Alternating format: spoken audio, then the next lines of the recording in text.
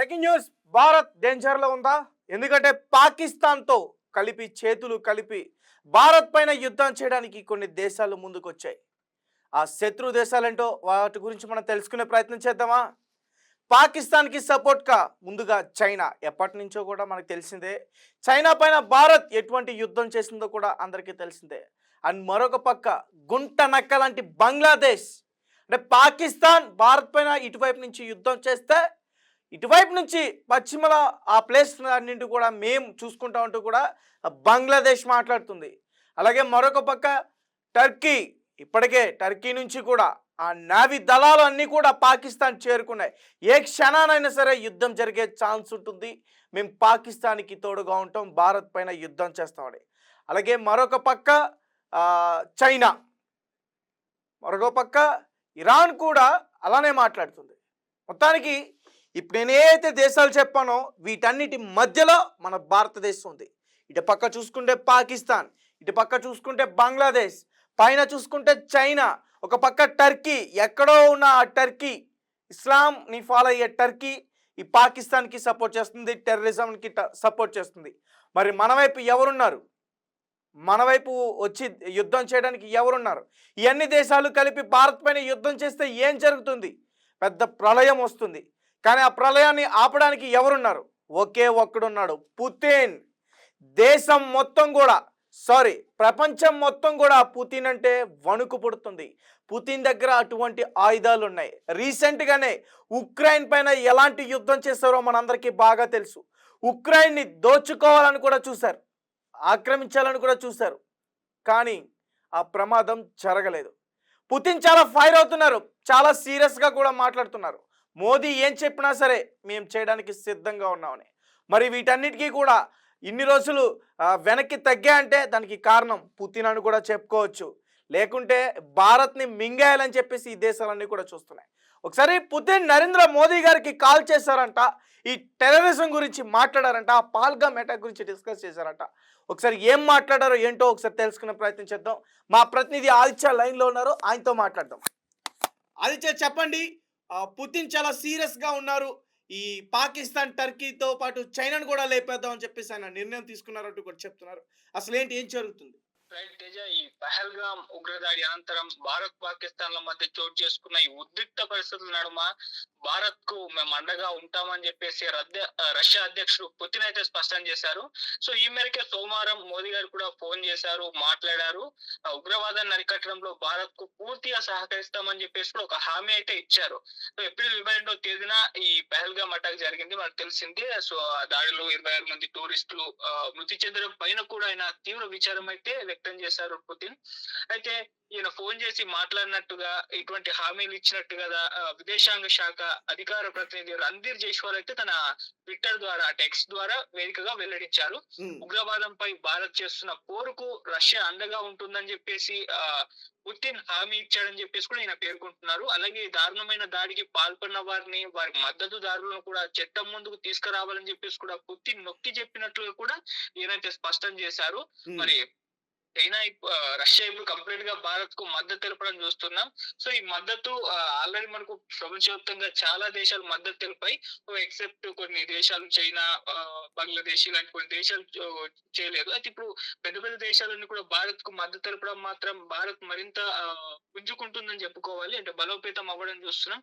So ఈ నేపథ్యంలో పాకిస్తాన్ భారత్ మధ్య యుద్ధం వస్తుందా అన్న నేపథ్యం నడుస్తుంది కదా. సో ఖచ్చితంగా యుద్ధం రాకపోవచ్చు అని కొంతమంది అభిప్రాయపడుతున్నారు, లేదు వస్తుందని అభిప్రాయపడుతున్నారు. వస్తే మాత్రం ఖచ్చితంగా రష్యా భారత్ కి మద్దతు తెలుపుతుంది. అటు అమెరికా ట్రంప్ కూడా మనకి మద్దతుగా ఉన్నాడు. మరి చూడాలి ఏం జరుగుతుంది. సో ఇంత ఉద్రిక్తతల మధ్య పుతిన్ ఫోన్ చేయడం అనేది ఇప్పుడు తీవ్రస్థాయి ప్రపంచవ్యాప్తంగా కూడా చర్చనీయాంశంగా రకంగా పుతిన్ ఫోన్ చేయడం, భారత్ తో మాట్లాడడం, సంప్రదింపులు చేయడం, ఇవన్నీ కూడా పాకిస్తాన్ కి తెలిసి ఉంటుంది. పాకిస్తాన్ కూడా భయపడుతుందని కూడా ఒక వార్త తెలిసింది. ఓకే, అంటే పాకిస్తాన్ ని కంప్లీట్ ఒక అష్టదిగ్బంధనం చేసేసి ఉక్కిరి బిక్కిరి చేసే ప్రయత్నాలు అయితే భారత్ చేయడం ప్రారంభించింది. అంటే చూస్తూ ఉన్నాం. ఆర్థిక పరంగా, వాణిజ్య పరంగా, దౌత్య పరంగా ఎన్ని రకాలుగా వాళ్ళని దెబ్బతీయాలో అన్ని రకాలుగా తీసేసింది. ఒక వైపేమో ఆల్రెడీ సంక్షోభంలో ఉంది పాకిస్తాన్. ఒకవైపు తాలిబాన్లు, మరోవైపు బలూచిస్తాన్ నుంచి అటువైపు అటాక్స్, ఈ విధంగా భారత్ నుంచి దాడి అండ్ ప్రపంచవ్యాప్తంగా పాకిస్తాన్ కు మద్దతు పెద్దగా లభించకపోవడం, అన్ని దేశాలు కూడా భారత్ కి మద్దతు తెలపడం, ఈ రకంగా ఒక మొత్తం వ్యూహంలో అయితే చిక్కుకుపోయింది. ఉక్కిరిబిక్కిరి అయిపోతుందని చెప్పుకోవాలి. సో ఇప్పుడు పుతిన్ కూడా అండగా ఉండడం అనేది భారత్ కు ఇంకా పెద్ద దెబ్బ పాకిస్తాన్ అనుకోవచ్చు. Right, thank you Aditya. Thank you. Pakistan పై యుద్ధం చేయడానికి భారత్ ఎప్పుడు కూడా సిద్ధంగానే ఉంది. దానికి ఎటువంటి ప్రయోగాలు చేయాలా, వాళ్ళని ఎలా అంతం చేయాలని దాని గురించి ఆలోచిస్తుంది. అందుకని ఇన్ని రోజులు టైం తీసుకుంటుంది. అలాగే పాకిస్తాన్ ఎటువంటి కోతలకు వస్తుందో తెలుసా? ముఖ్యంగా ఆర్మీ చీఫ్ ఆసిఫ్ మునీర్ కానీ, డిఫెన్స్ మినిస్టర్ కాజా ఏమంటున్నారంటే, నో ఫస్ట్ యూజ్ పాలసీ మీకుంది కానీ మాకు లేదు. మీరు మా పైన దాడి చేయలేరు కానీ మేము మీ పైన దాడి చేస్తాం. ఎందుకంటే మాకు నో ఫస్ట్ యూజ్ పాలసీ లేదు. కానీ ఐక్యరాజ్య సమితిలో నో ఫస్ట్ యూజ్ పాలసీ మనకుంది, భారత్కుంది. వాళ్ళు దాడి చేస్తే మనం ప్రతి దాడి చేయాలి. వాళ్ళు ఉగ్ర దాడి చేశారు కాబట్టి మనం ఏమైనా సర్జికల్ స్ట్రైక్స్ చేయాలి. కాబట్టి మేమే మీ పైన ముందు దాడి చేస్తాం, మీకే నష్టం అంటూ కూడా మాట్లాడుతున్నారు. అండ్ ఇక్కడ భారతదేశంలో చాలామంది కూడా నిపుణులు అదే విధంగా మాట్లాడే ప్రయత్నం చేస్తున్నారు, మనకే నష్టం ముందు అని చెప్పేసి. కానీ రైట్, పాకిస్తాన్కే ఉందనుకుందాం, మొదటిగా వాళ్ళే దాడి చేశారనుకుందాం. ఎందుకంటే అసలు యుద్ధం ఎందుకు స్టార్ట్ అయిందో కూడా మనకి ఫస్ట్ నుంచి తెలిసిందే కదా. వాళ్ళు టెర్రర్ అటాక్ చేయకపోతే మనకేం పని పాకిస్తాన్ పైన అటాక్ చేయడానికి? సరే, పాకిస్తానే ఫస్ట్ దాడి చేస్తుంది. సరే, నో యూజ్ ఫస్ట్ పాలసీ మనకుంది. కానీ రష్యాకు ఉందా? రష్యా భారత్కి మద్దతుగా ఉంది. పాకిస్తాన్ మనపైన దాడి చేయాలని చూస్తే రష్యా పాకిస్తాన్ అంతు చూస్తుంది. పుతిన్ చాలా ఫైర్ అయ్యారు. టెర్రరిజాన్ని మొత్తం అంతం చేయాలని చూస్తున్నారు. పాకిస్తాన్కి సపోర్ట్ చేస్తున్న దేశాలన్నీ కూడా రష్యాకి శత్రువులుగానే వీళ్ళు భావిస్తారు. సో భారత్ మరింత ముందుగా వెళ్ళే అవకాశం ఉంటుంది. యుద్ధం వస్తే భారత్ గెలవడం సిద్ధం. ఈ పాకిస్తాన్ టెర్రరిస్టుల్ని లేపేయడం పక్కా. అలాగే ఎవరైతే ఇక్కడ ఉండి పాకిస్తాన్ పెంపుడు కుక్కలుగా పనిచేస్తున్నారో వాళ్ళ పని కూడా త్వరలోనే అంతం చేయబోతున్నాం. వాళ్ళ లిస్టు కూడా బయటకు వస్తుంది.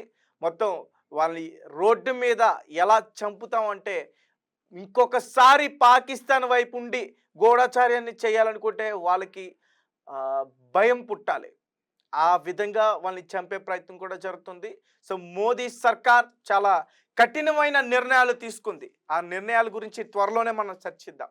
అసలు ఏం జరుగుతుందా, అక్కడ ఎటువంటి నిర్ణయాలు తీసుకుంటున్నారా, దాడి ఎలా చేస్తున్నారో ఏంటి, ఎవరికి ఏమీ అర్థం కావట్లేదు. ఎందుకు అంటే ప్రతిదీ కూడా గోప్యంగా ఉంచే ప్రయత్నం చేస్తున్నారు. ఎందుకంటే తీసుకునే నిర్ణయాలు అటువంటివి, మనం ఏం చేస్తున్నామా అనేది వాళ్ళకి తెలియొద్దు. అందుకనే ఏది కూడా బయటకు రావట్లే. బట్ వాళ్ళకి చేసిన దానికి మూల్యం అయితే ఖచ్చితంగా చెల్లిస్తాం.